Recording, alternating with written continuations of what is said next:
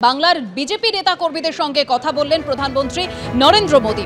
তৃণমূলের দুর্নীতি তুলে ধরুন, নির্ভয়ে বাংলার মানুষকে ভোট দিতে বলুন। সন্ত্রাসী বাংলার ভোটে সবচেয়ে বড় চ্যালেঞ্জ। নাম বদলে কেন্দ্রীয় প্রকল্পকে নিজেদের বলে চালাচ্ছে তৃণমূল। बंगाल की जनता को सब समझाना होगा हमें कि कैसा बोलते हैं और किस प्रकार से देश को बर्बाद कर रहे हैं। चलिए शुभांकर जी, मुझे अच्छा लगा आपसे बात करके। देखिए, बंगाल के लोग समझ रहे हैं कि वहां की सरकार ना केंद्र की योजनाएं ठीक से लागू होने देती हैं, ना कोई काम करती है। खजाने की लूट और गुंडों का संरक्षण ये सरकार का एजेंडा हो गया है। सरकार के महत्वपूर्ण विभाग जेल से चल रहे हैं। इस सरकार में न लोगों का जीवन सुरक्षित है, न महिलाओं का सम्मान।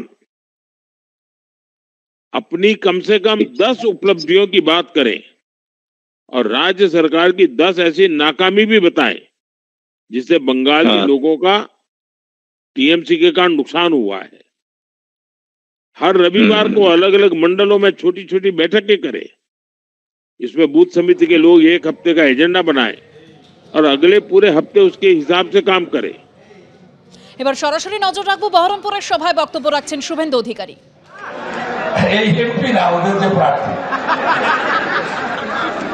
তাই আপনাদের কাছে বলি, তৃণমূলকে ভোট দেওয়া মানে ভোট নষ্ট করা। আর কংগ্রেসের কথা নাই বা বললাম, আমি দায়িত্ব নিয়ে বলে যাচ্ছি, পশ্চিমবঙ্গ তো খাতা খুলতে পারবে না। বিধানসভা নিশ্চিহ্ন হয়ে গেছে। আর আগামী লোকসভা ভোটে 20-র নিচে থাকবে কংগ্রেস। এবং আজকে যে অধীর বাবু, পিছনে সিআরপি, সামনে পুলিশের স্কোয়াড গাড়ি নিয়ে ঘোরেন, কার দোয়ায় জানেন তো? কখন থেকে বলছি লাইট বের করতে, কার দোয়ায় জানেন তো? আমাদের প্রধানমন্ত্রীর দোয়ায়।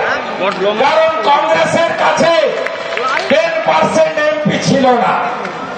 বিরোধী দলের মর্যাদা কংগ্রেস পাওয়ার কথা নয়। যেমন আমাদের 77 জন ছিল, 30 জন লাগে অপোজিশন লিডারের স্বীকৃতি। আমাকে দয়া করে দেয়নি, আমাকে পার্টি মনোনীত করেছে আর সংবিধান আমাকে স্বীকৃতি করে দিয়েছে। তাই বাংলা বিধানসভায় আমি অপোজিশন লিডার। অধীর বাবু যে বিরোধী দলনেতার তকমা নিয়ে ঘুরেন, তার সংখ্যা নাম্বার আছে কংগ্রেসের নাই।